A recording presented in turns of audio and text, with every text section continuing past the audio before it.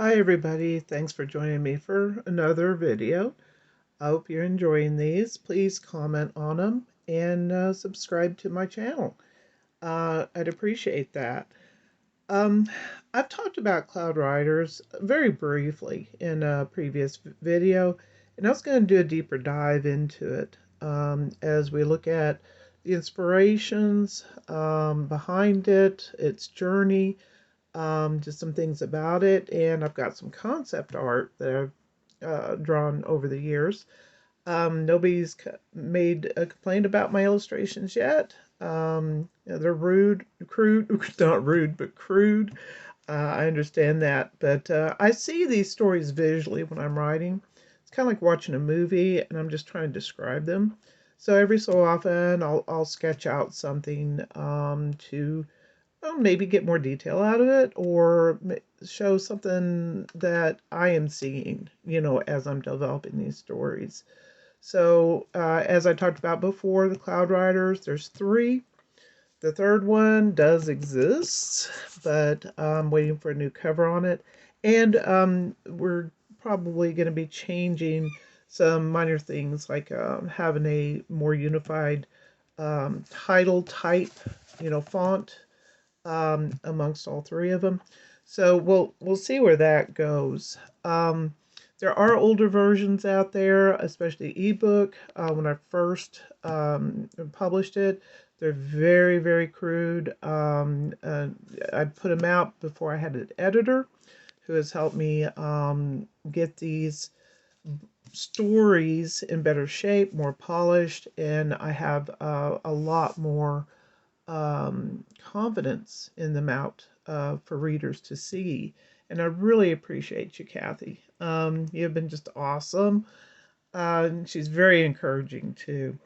So, Cloud Riders was inspired by a comment my husband David made when we were talking about the different sci-fi tropes and everything that we've read, over the years. And this was about 20 years ago when we had this conversation. This story has been long in the making. Um, but he made a comment that, it'd be interesting to explore the concept, of what would happen if you had a group of humans that was separated by some sort of boundary or something for thousands of years and then they got back together. What would happen? Well, that got me to thinking. And over the years, I started developing this world and the plot. And actually, where we start in Cloud Riders 1 is deep into the journey of humankind on an alien planet. I do have a backstory of how these humans wound up on this planet. I give little sprinkles of hints throughout this. Where it started from is actually what led to what happened to develop the boundary that I used in this story. What we have here is a toxic cloud layer that separates the mountaintop peaks from below the mountains. The story starts several centuries into this, how this is, after this happened, and what had developed for the humans that escaped to the mountaintops and survived, but they don't know that under the cloud layer, in a very poisonous and shady land, humans did survive there. So we have two distinct civilizations which survived and thrived in their own way. The ones on top of the mountaintop had to deal with very limited resources, heavily reliant on technology, and the ones below the cloud layer, the toxic cloud layer, are constantly exposed to toxins and very, very shady world. They're hardly getting any sunlight down there. So they've had to find ways of dealing with that. They're very in tune to natural things. Their natural abilities are more developed, and they are more in tune to the creator. So now they are on an alien planet.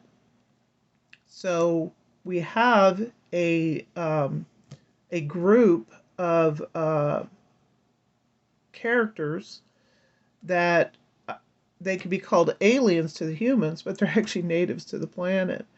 They're very unusual looking. They're all silver. They have pointed ears, silver eyes, silver hair, and they can disappear.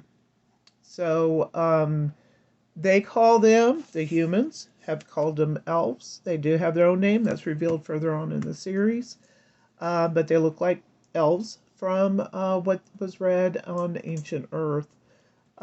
So that title kind of stuck with them. So when the humans crash landed on this planet and they started developing their civilization and everything, a great catastrophe occurred. Now there's myth and legend, where we join in the story of what had happened. The true reason for it never happened, but it was a catastrophe that led to the poisonous cloud layer that stabilized and kind of around these mountains on this landmass. The mountains kind of ring the landmass. And I wish I could find my original map on that to explain that better. But so what had happened is there was a great flood.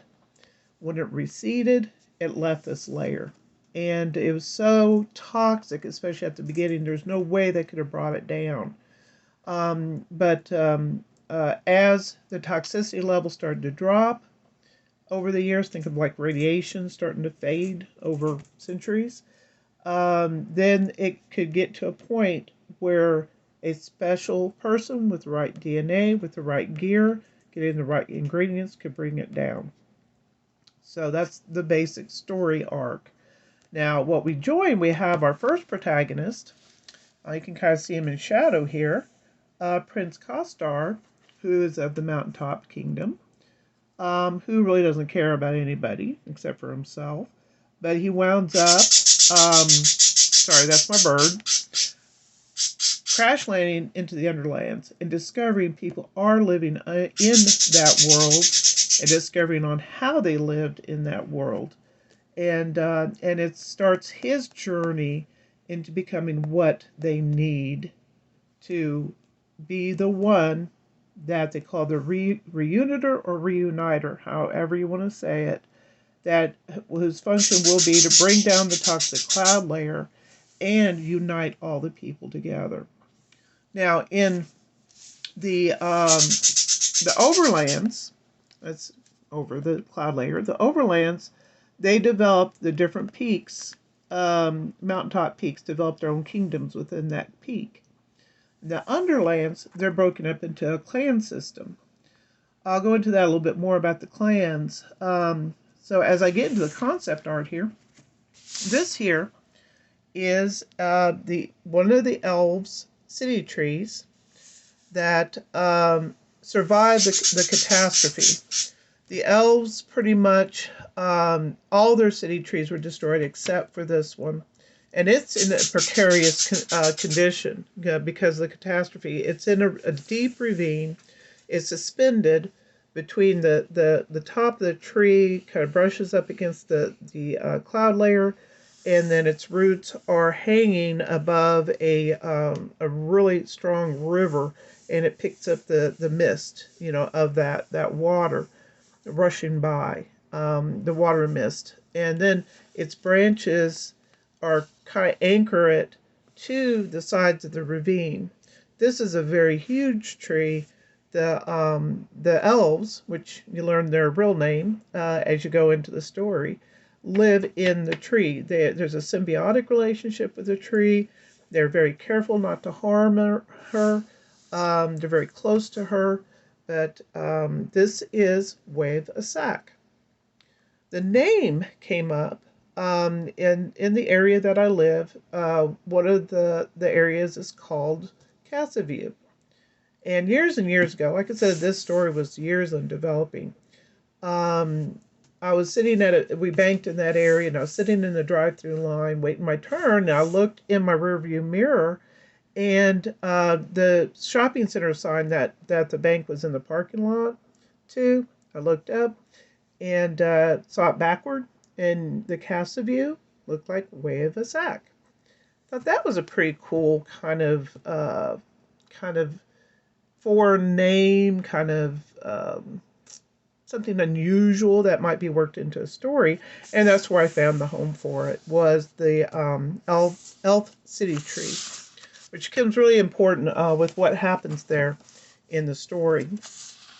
So another part of the concept art, okay, it's basically what you can see in the book here, showing the overlands and the underlands. It's just, this is before the peaks were developed. In the story where we start, there's a whole bunch of buildings made out of stone. It's just all over. There's humans that survived. They thrived. They populated these peaks to the point of overcrowding. So that's that one. Now this one goes more into the different clans, okay, that I have. Very cartoonish. Sorry about the drawing. I was just kind of jotting them down. The underneath the cloud layer, they as the kingdom mountaintop peaks are more technological. The underlanders broke up into the clan system. Their natural powers were enhanced. So we have the warriors, the fighters, very wild, have a very, very deep honor system. They like to fight amongst themselves. They're usually hired as protection, for the merchants, because there's beasts in the underlands, that like to destroy things and kill people and eat things and all that. So they do have a lot to fight, but they do like to fight between their different factions. But the merchants are the ones that usually hire them for protection as they travel. They sell to everybody in the underlands. They're very materialistic. They're very interested in position and power. And they don't look very highly on the rest of the land's belief as far as like the creator and spiritual type of things. They're more into money. The farmer, they raise all the crops in the land. Their skill has been enhanced to grow things and to be able to be successful with that. Very meek, very mild, very in tune to the land. They fight the beasts, and that's about all they know of warfare. The Kenna are specialized. They're kind of like the farmer, but they grow one crop. They make sure for the survival of the people in the underlands to keep the plant that produces the root, the tuber-like root, kind of like it's a purple potato. That's what everybody in the underlands has to eat all the time to survive the conditions of the underlands, and that's the poison that keeps falling from the toxic cloud and the very, very low light conditions that they have to deal with. There is another group. It's called the servants. I can pretend that they're here because they blend into the environment. They are very unique in their ability to not be seen if they don't want to be, and to be able to read people as far as what they need or what they want or their intent. So they are mainly connected with the merchants because the merchants expect to be served hand and foot without asking. They don't.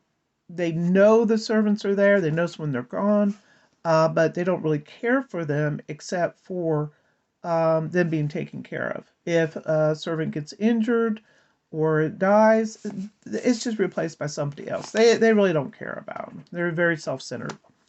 So now one person, one of the protagonists that we'll meet, one is Prince Karstar.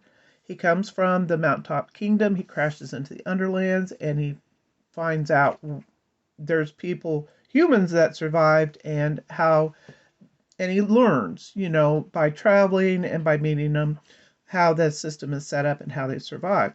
In the Kenna, we meet the prophetess. There's a prophetess that is raised up that, not quite a ruler, but just kind of a guide, kind of a big spiritual guide for all the clans, to keep peace, to make sure everybody lives together well, that everybody gets the root like they're entitled to get, that nobody tries to monopolize the root trade like the merchants really want to do.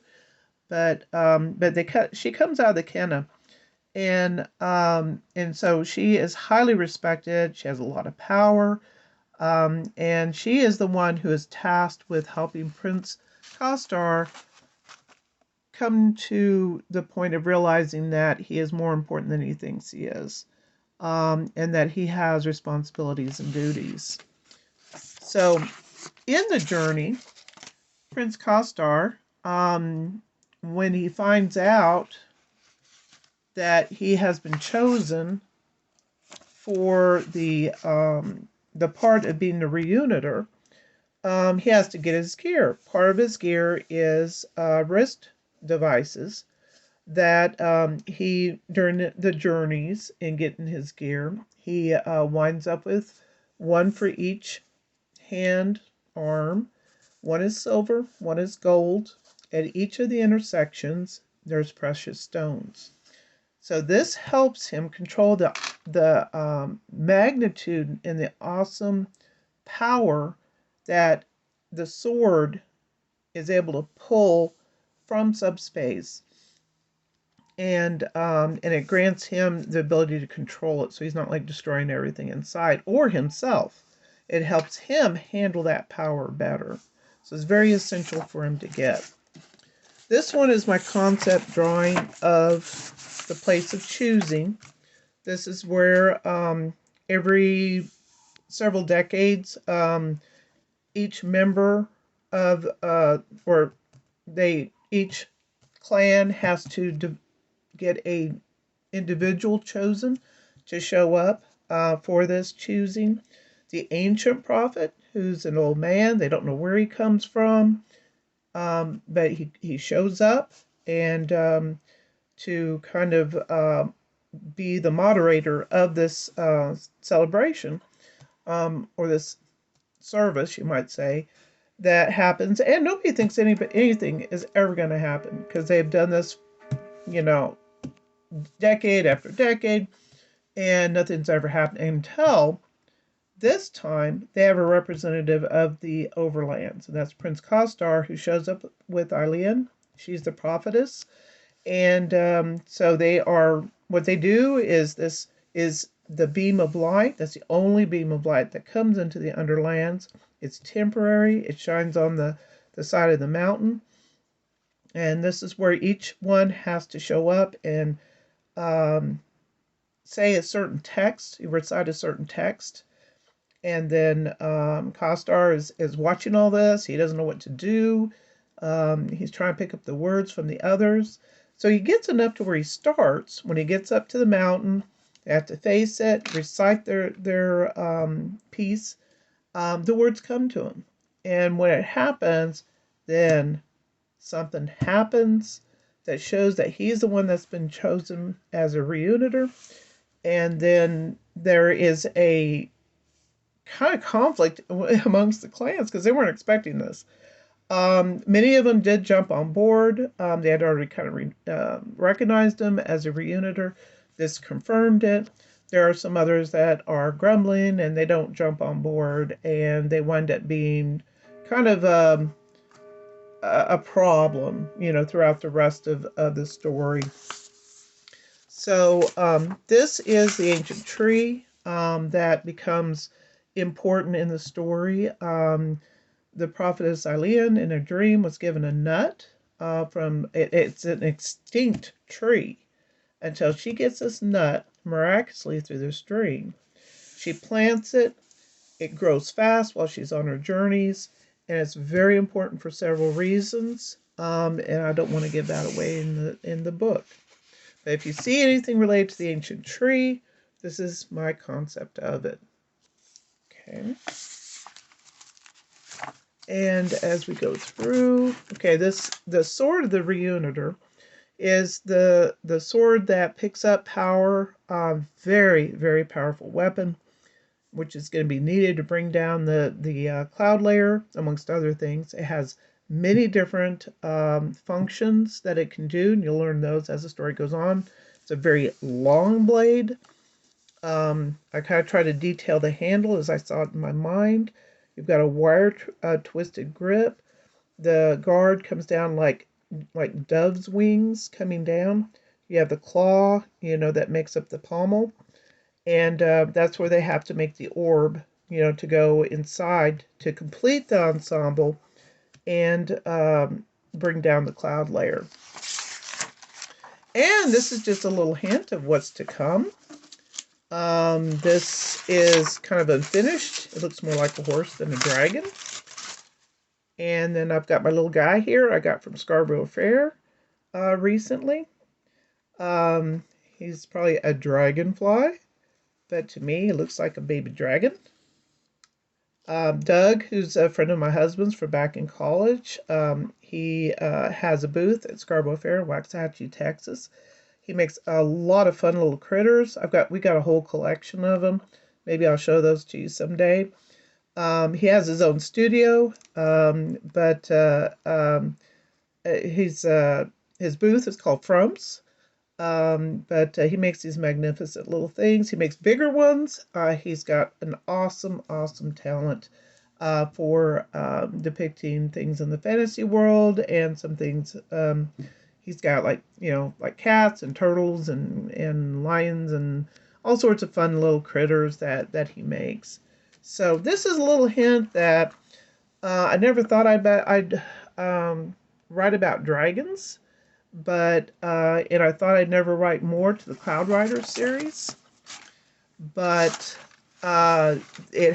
inspiration has come to me to continue it with another 3 books, which I've started 2 of them, and I've pretty much completed 4, but I'm still needing to proofread it and edit it and everything and send it to my wonderful editor. But I have left in the original storyline the possible emergence of dragons. So stay tuned, and once I get that out, I'll make more of an announcement. That's probably not going to be out for a while, but I just wanted to give you a little hint of what's to come. Thanks for joining me. Hope you enjoyed this. Please make a comment and subscribe. Join me in the adventure. I appreciate y'all. Thanks. Bye-bye.